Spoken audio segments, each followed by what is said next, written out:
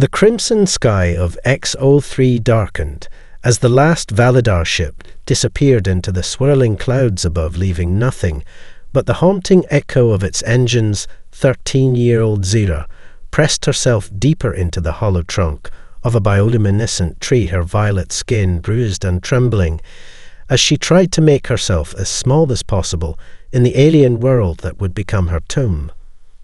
The great trial of ascension had been a tradition among her people for 10,000 cycles, meant to separate the worthy from the weak. Zira had known since she was small that she would face it one day, but nothing could have prepared her for the reality of being abandoned on a death world. Her thin frame and gentle nature had always made her different from the other Validar children who took pride in their species' legendary strength and warrior culture. A distant roar shook the ground, causing the luminous fungi around her to pulse with alarming patterns of blue and green. Her antenna drooped in terror as she recognized the sound from the briefing files, one of the infamous razor hounds that hunted in packs across the deadly plains of XO3. The warriors had laughed when she had asked about survival strategies, telling her that weakness deserved no guidance. The acid rain began to fall, creating a deadly curtain around her sanctuary as the native flora released toxic spores. In response, Zira activated the temporary atmospheric shield shed, managed to hide in her ceremonial robes before the trial, knowing it would buy her a few more hours of life. The warriors would have called it cheating, but she had always preferred clever solutions to brute force. Her 3 hearts beat rapidly as she pulled up the environmental readings on her wrist display. The planet's atmosphere was a toxic brew of nitrogen, chlorine, and heavy metals that would kill her in minutes without protection. The ground itself teemed with aggressive microorganisms that could dissolve standard Validar armor in hours. Even the plants were deadly, harboring parasitic life forms that could hijack a nervous system in seconds. This was why XO3 was classified as a death world, a planet so hostile to life that every native species had evolved into an apex predator. The Validar considered such worlds beneath them, proof of their own superiority for having evolved on a paradise world, yet here she was abandoned to die because she questioned their ways, because she suggested that perhaps strength alone was not the answer. A shadow passed over her hiding spot, and Zira held her breath. The faint bioluminescence revealed the massive silhouette of something moving through the jungle. Canopy above its wingspan must have been wider than a transport ship, and the way it moved with calculated precision told her it was hunting. The atmospheric shield might hide her heat signature, but it wouldn't protect her forever. As the hours passed, Zira began to document everything she observed in her personal datalog. If she was going to die here, she would at least leave behind evidence of her final thoughts. Perhaps someone would find it and understand that there was more to strength than the Validar way. The plants seemed to communicate through their bioluminescent patterns, warning each other of threats. The predators showed signs of complex social behaviors, far beyond what her people's research suggested. Another roar, closer this time, sent tremors through the ground. The razor hound pack was moving in her direction, and Zira knew her hiding spot wouldn't fool them for long. She checked her shield power. Only 4 hours remained. Then she would face the same choice as all who failed the trial: a quick death by removing her protection, or a slow one trying to survive. She thought of her younger sister Mira, who would face the same trial in 3 cycles. Tears fell from her 4 eyes as she realized she would never see her again, never be able to warn her that their people's pride was leading them down a path of cruelty and stagnation. The warriors called it natural selection, but there was nothing natural about abandoning children on deadly worlds. As the twin suns of XO3 began to set, Zira huddled deeper into her temporary sanctuary, listening to the sounds of monsters hunting in the growing darkness, unaware that she was being watched by someone who saw strength in something other than the ability to destroy. Jack Reynolds watched the alien ships vanish into the turbulent atmosphere of XO3, through the reinforced windows of his research base monitoring station 7. His weathered hands tightened on the console as he recorded yet another Validar ritual Abandonment the 15th had witnessed in his 8 months stationed on this hellhole. The fact that they called it a trial of ascension made him sick to his stomach. The former Marine turned xenobiologist had seen his share of horrors during the First Contact Wars, but watching a supposedly advanced species abandon their children to die still haunted him.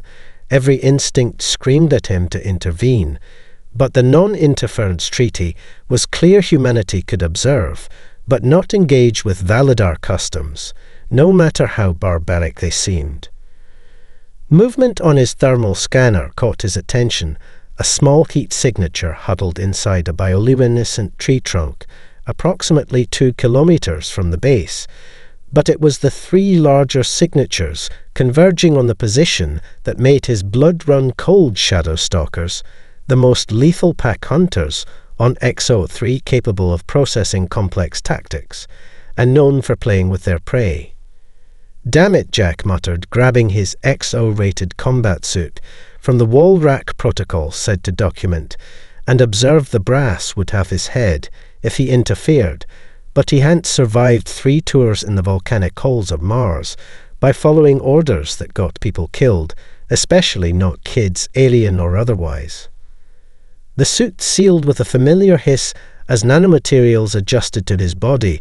The heads-up display flickered to life, showing atmospheric toxicity levels, weather patterns, and threat assessments.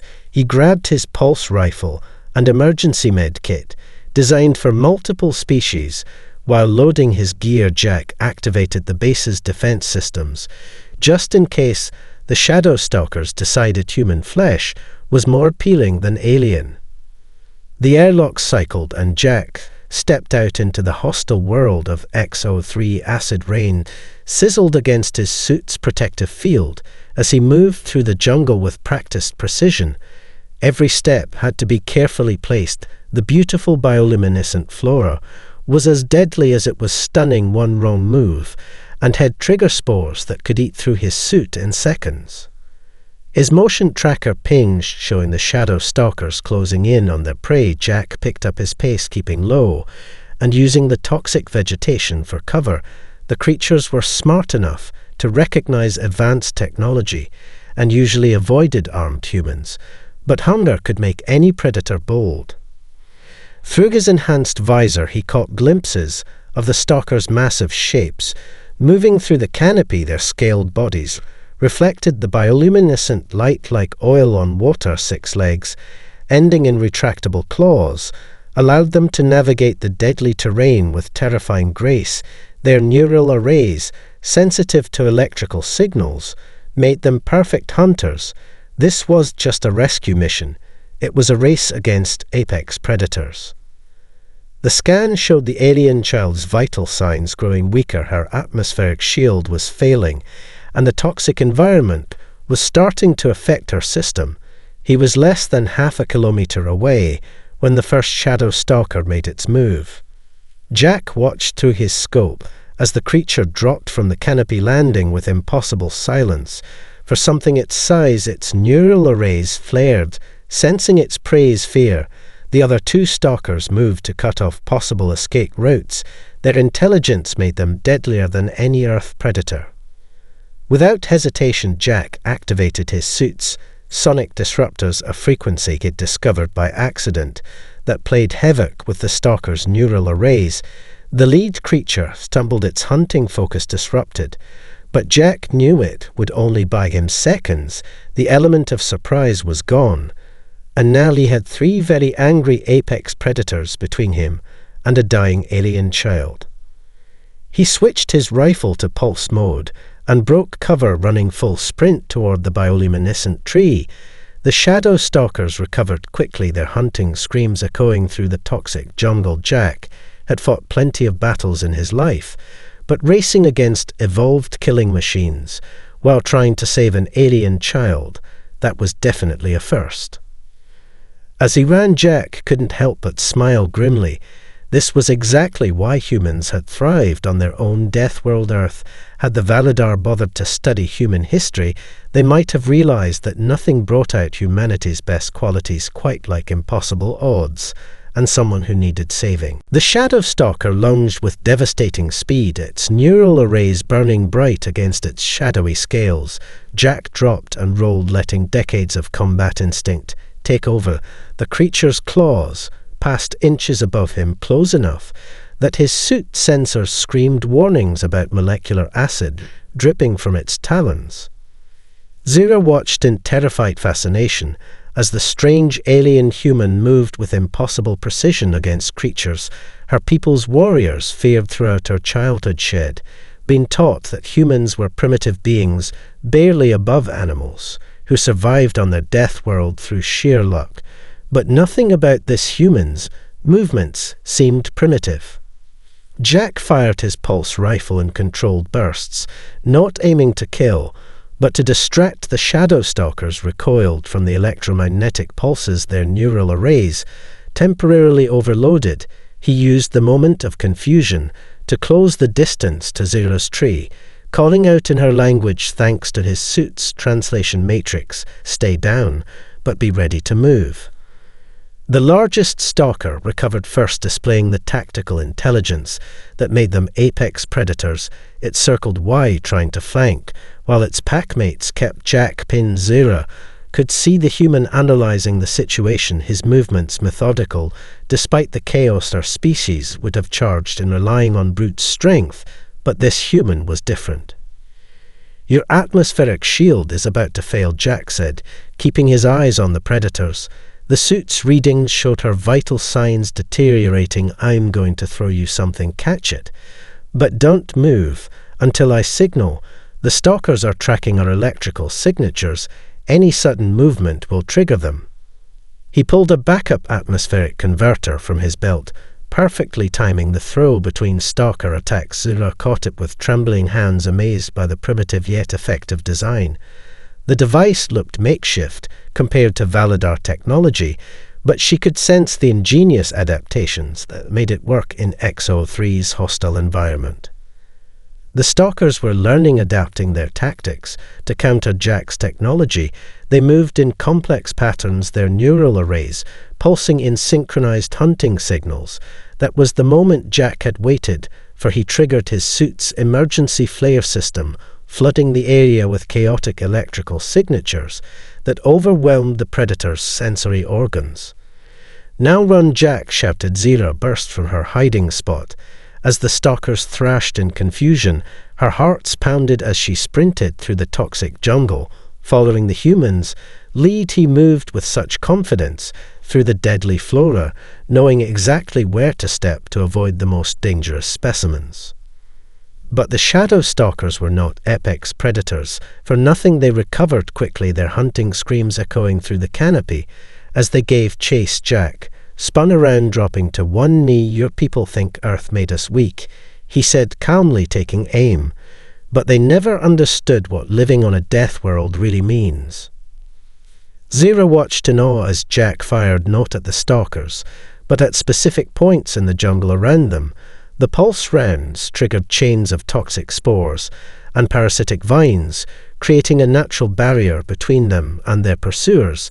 It was an incredible display of environmental knowledge, using the planet's own deadly ecosystem as a weapon.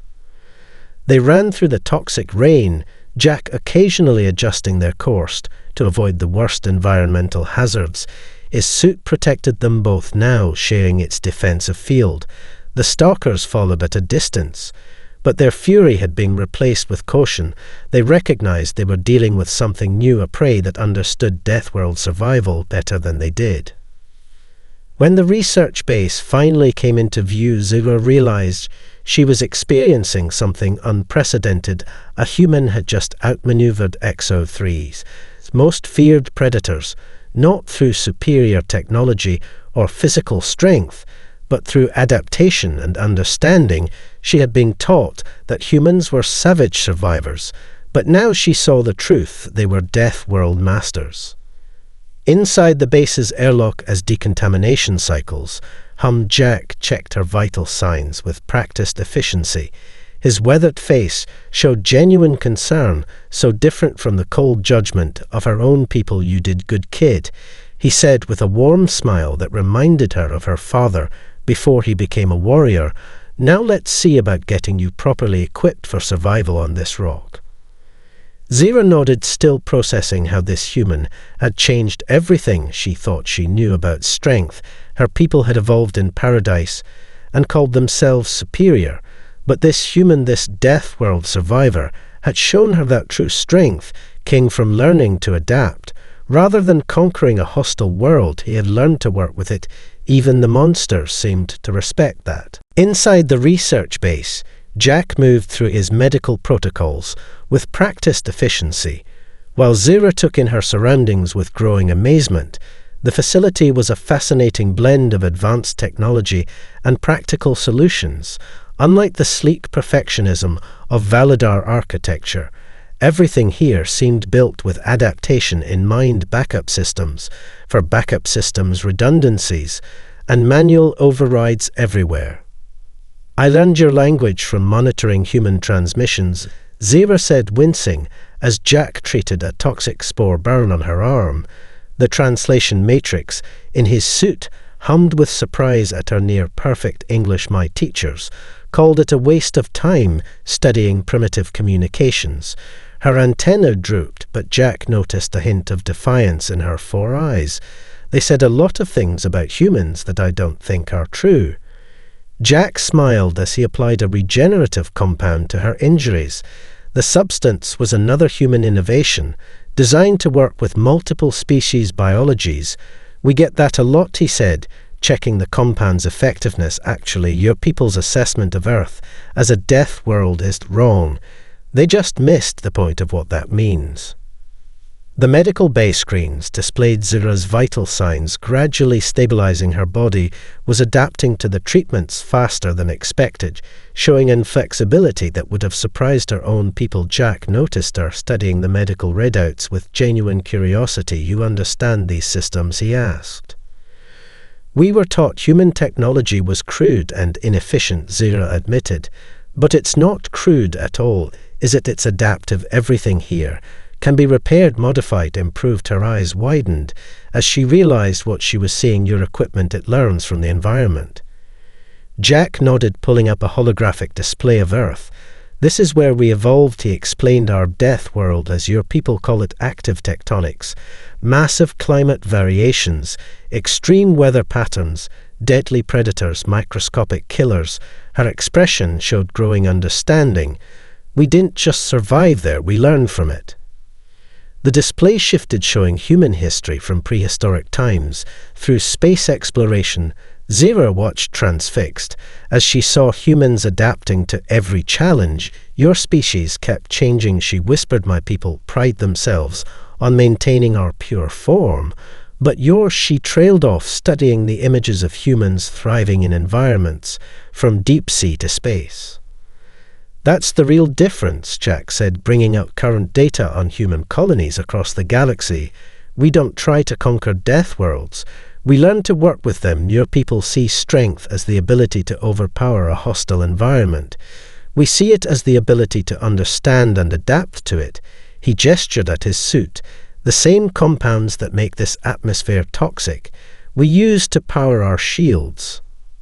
Zira touched her arm where the regenerative compound had already healed her burn. "The warriors would say accepting help is weakness," she said quietly, "but surviving here requires learning, doesn't it?" Her antenna twitched with new confidence. They were wrong about so many things. Alert flashed on the base's primary screen. Jack moved to check it, his expression turning serious. A massive storm system was forming over their sector, bringing atmospheric conditions even his suit would struggle with. But instead of fear, he felt a familiar excitement, the kind that had driven humans to climb mountains, explore oceans, and reach for the stars. "Time for your first real lesson in Death World survival," he said, bringing up detailed meteorological data. This is how we predict, analyze, and adapt to extreme conditions. Your people drop warriors here to prove their strength. We study it to understand its patterns." He looked at her with genuine respect. "Which approach do you think leads to actual survival?" Zira stood straight at her natural curiosity, overwhelming her trained responses. "The warriors never taught us about weather patterns or ecological systems," she said, moving closer to study the data. "They said knowing your enemy makes you weak." But she gestured at the readouts.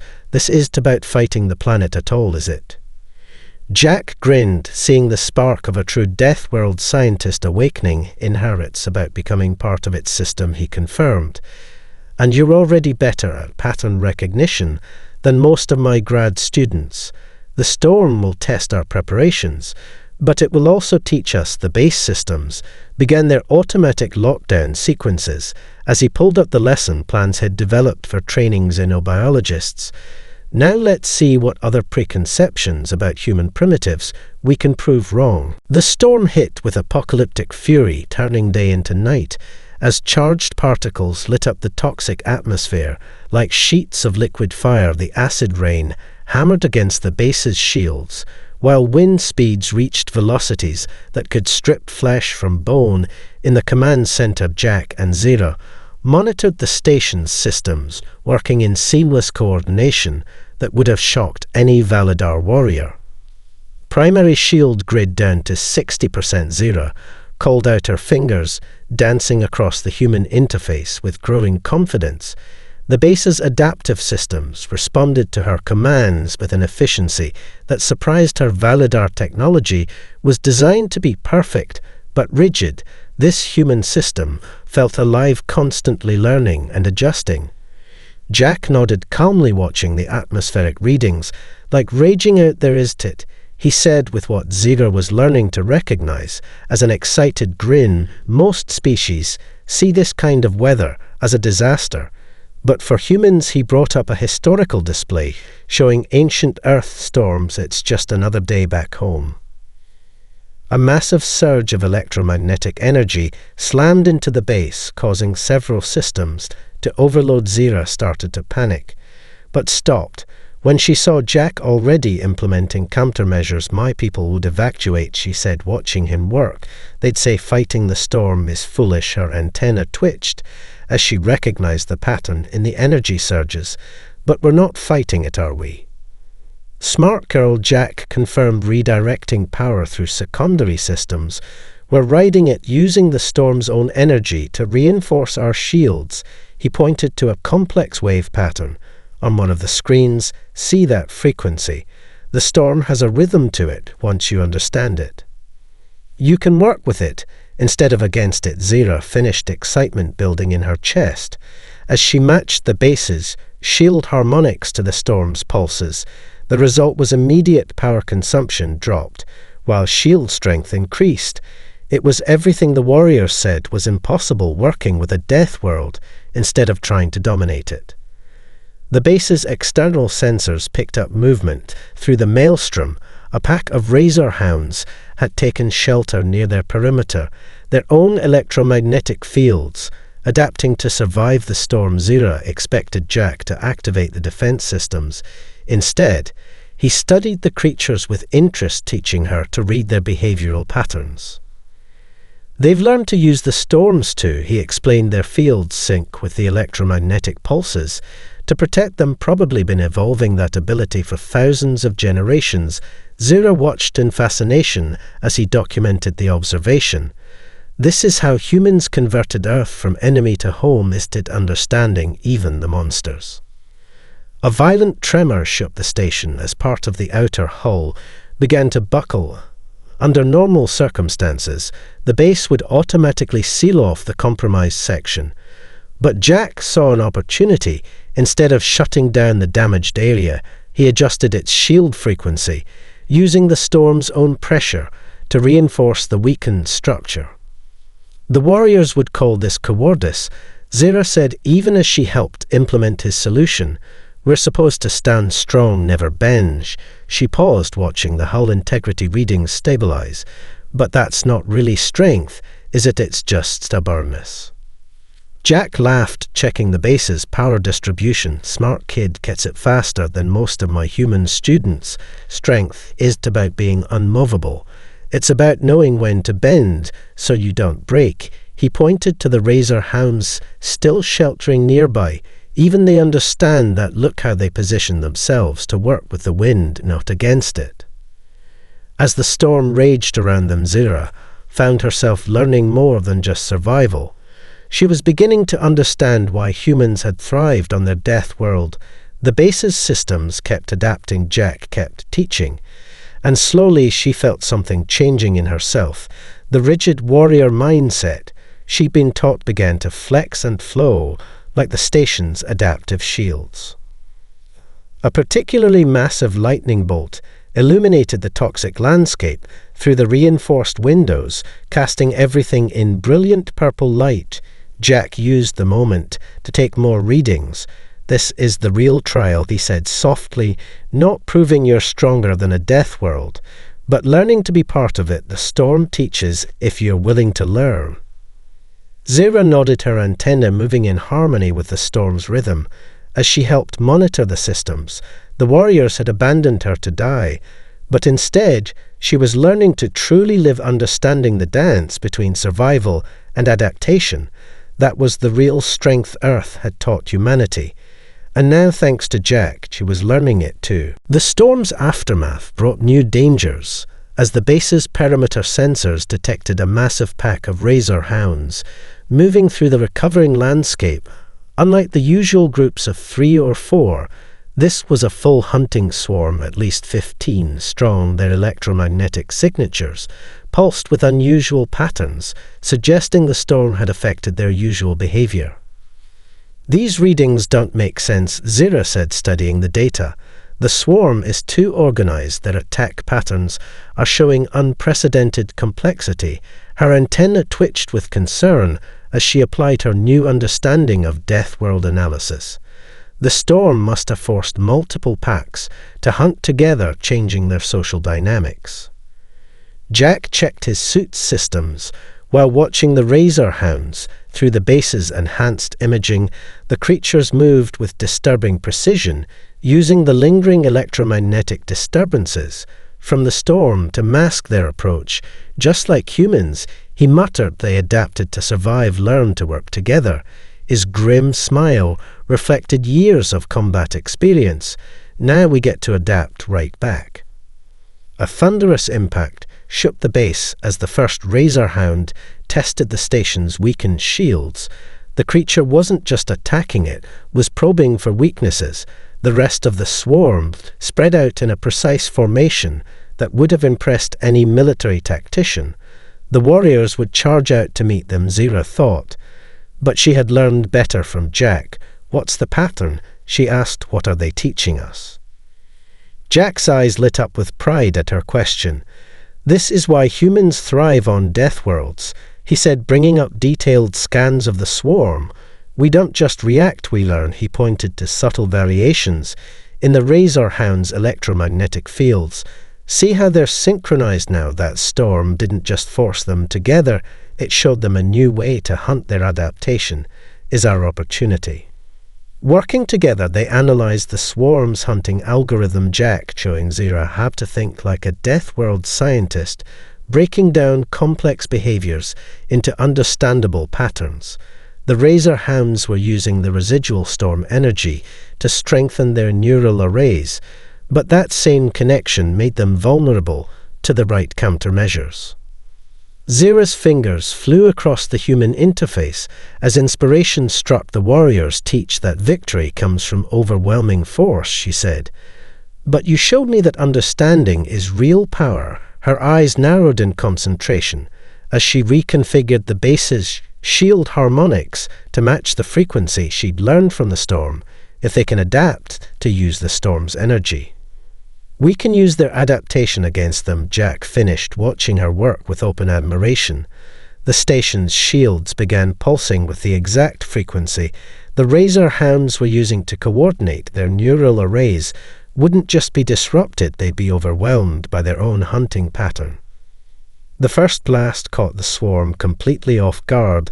Their perfect formation dissolved into chaos as their shared electromagnetic field turned against them.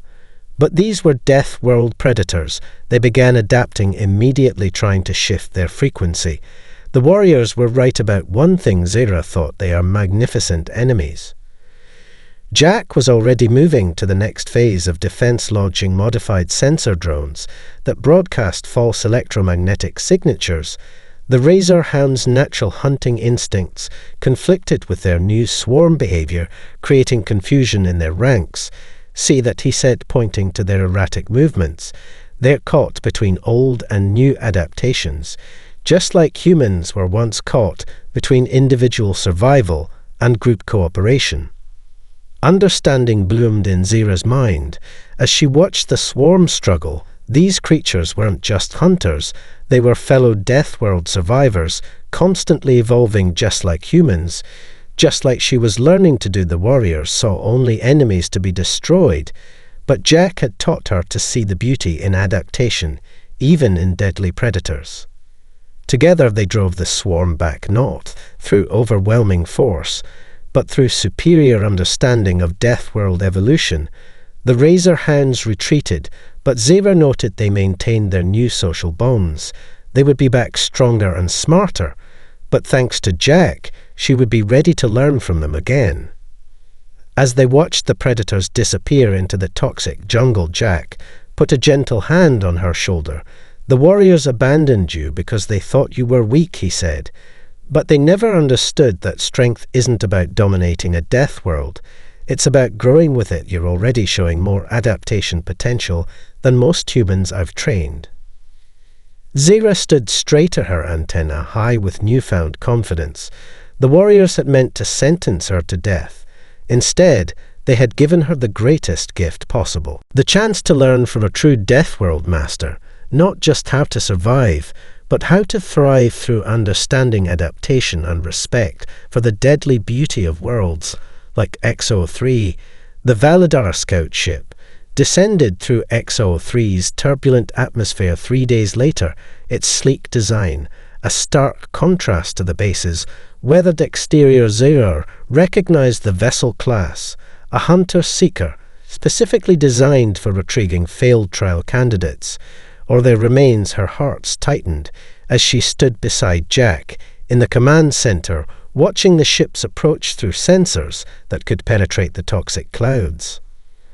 "Their energy signatures are aggressive," Jack noted, calmly checking his suit's systems.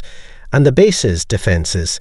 The warriors aboard were broadcasting standard Validar combat frequencies, a clear message of dominance that made Zera's antenna droop with remembered shame.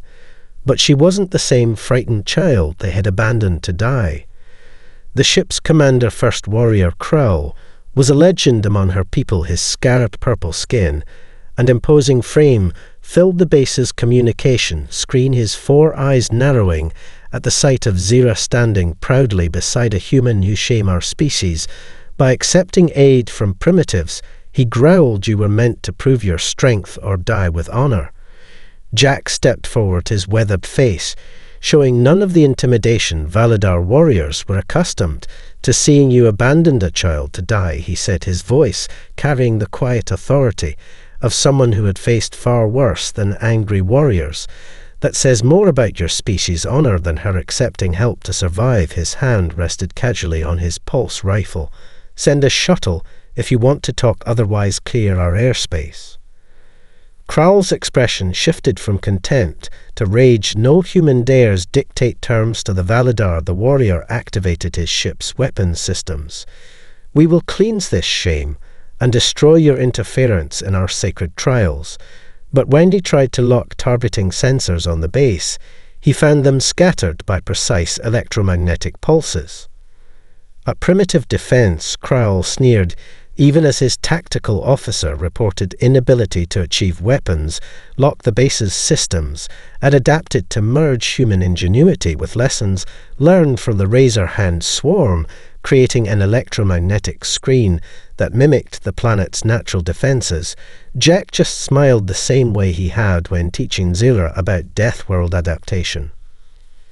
Those primitives, as you call them, Zira, spoke up her voice. Strong survived and thrived on a world you classify as deadlier than XO3. They didn't do it through brute force or pride, but through understanding and adaptation. She moved to the bases, controls, implementing defensive patterns. She had learned from studying both human and planetary systems your weapons can't lock, because you're fighting the whole planet, not just us. The Validar crew watched in disbelief as their advanced targeting systems were rendered useless by what they considered primitive technology.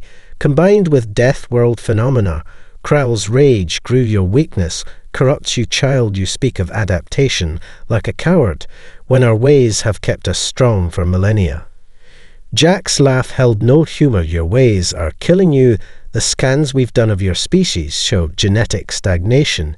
Your paradise evolution has left you vulnerable to environmental changes. Your trials are desperate attempts to artificially maintain strength. He brought up detailed scientific data on the main screen. That's why you really came back, isn't it? Your scientists finally realized the truth. Krell's momentary hesitation confirmed Jack's words. The warriors had always been told their ways preserved their species' strength, but their numbers were declining, their colonies struggling to adapt to anything but perfect conditions, while humans thrived on worlds the Validar considered uninhabitable.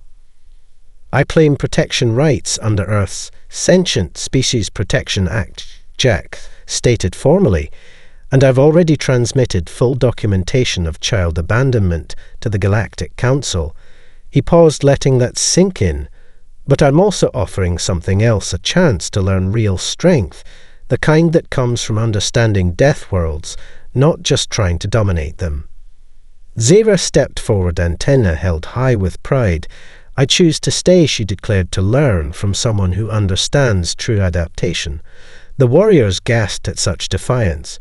But she continued, the trials are meant to make us stronger. This is my trial, learning to survive through intelligence, not just force. The silence that followed was broken by a new voice on the command channel. A Validar science elder appeared beside Krell, her ancient eyes studying Zira with keen interest. Perhaps, she said, silencing the warriors' protests, it is time we learned new ways of defining strength. The child shows wisdom we have forgotten in our pride.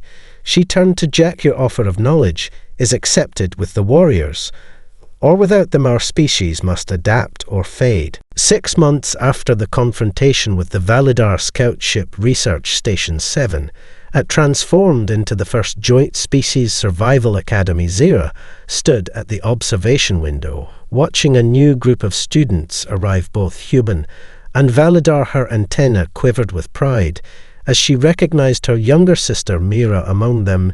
No longer would children be abandoned to die. Instead, they would learn to truly understand death worlds. Jack approached, carrying fresh environmental data from their latest expedition into XO3's deadly jungle.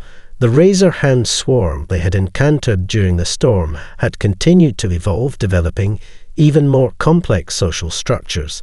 Their observations had revolutionized xenobiological understanding of death world adaptation, something that would have been impossible under the old warrior approach. Your sister seems to have your gift for pattern recognition, Jack said, watching Mira already engaging with the base's adaptive systems. The science elders were right about you, Zira. You didn't just survive XO3. You showed us all a new way to look at it. Your research on electromagnetic field harmonics is being implemented across 3 different death world colonies. Zira smiled, remembering how terrified she had been hiding in that hollow tree. Now she regularly led expeditions into the toxic jungle, teaching others how to read the planet's rhythms. The warriors still grumbled about traditional strength, but they couldn't argue with results. The new adaptive protocols had reduced trial fatalities to 0, while actually improving survival skills. A massive shape moved through the jungle canopy, catching their attention. The lead razorhound of the evolved swarm, now easily identifiable by its distinct electromagnetic signature. They had named him Teacher, after observing how he trained younger pack members. Their ongoing study of the swarm's adaptation had led to breakthroughs in understanding collective survival strategies. The Science Elders report just came in, Jack mentioned, bringing up the latest genetic analysis of the Validar species. The integration of Death World adaptation principles into their society is already showing promising results. Genetic diversity is up, environmental resistance is improving. He grinned at his former student, now full partner in their research, and it all started because you questioned the old ways. Their conversation was interrupted by an alert from the base's deep scanning array.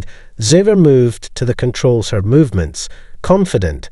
After months of working with human technology, massive electromagnetic disturbance, she reported, but not from the planet. Her antenna twitched with excitement. As she analyzed the readings, it's artificial, a signal from another death world. Jack leaned in, studying the patterns. It's similar to the razor hound swarm evolution, but far more complex, an entire ecosystem reaching out, teaching us. If we're willing to learn. His eyes met Zera's, both of them recognizing the opportunity. This is how humanity grew strong, not by conquering death worlds, but by learning from each one, finding the patterns that connect them. The new students gathered in the observation room, watching in awe as Zera and Jack prepared for their next expedition. The warriors that called her weak for wanting to understand now. She was helping both species grow stronger through knowledge. Your people's warriors wanted you to prove your strength by dying, Mira said softly. Instead, you proved it by learning how to truly live. Zera checked her modified environment suit, noting how it incorporated both human and Validar technology, along with lessons learned from XO3's predators. The Science Elders were right. She thought every death world has something to teach us if we approach it with respect and curiosity. Instead of trying to prove ourselves stronger than these hostile planets, we learn to move with their rhythms, adapt to their patterns, grow through understanding. Jack finished programming their survey route, incorporating data from both the razor hound swarm and the new signal, ready to go make some warriors question their definition of strength again. He asked with that familiar adventurous grin that had first shown her a different way to survive. Their research was doing more than just keeping people alive. It was building bridges between species, showing that true strength came in many forms. As they prepared to head out into the toxic jungle, now familiar territory, Zera thought about how much had changed. The warriors had abandoned her to die among monsters. Instead, she had found a teacher, a purpose, and a whole new understanding of what it meant to be strong together. Humans and Validar were learning that the greatest strength wasn't in dominating death worlds, but in learning to dance with their deadly rhythms, each new challenge teaching them to adapt, grow, and thrive in the harshest environments the galaxy had to offer.